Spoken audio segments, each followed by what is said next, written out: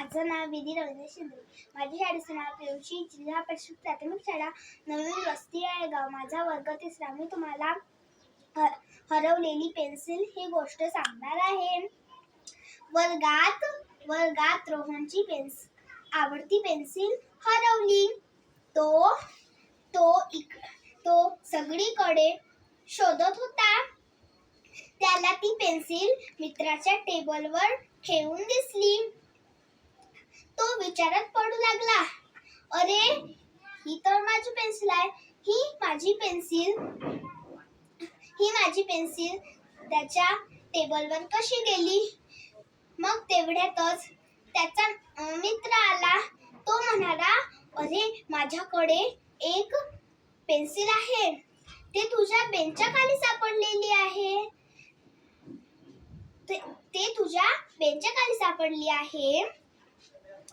तर हे पेन्सिल तुझी आहे का? रोहन म्हणाला, हो, ही तर पेन्सिल माझीच आहे. मग त्याच्या मित्राने ती पेन्सिल त्याला दिली.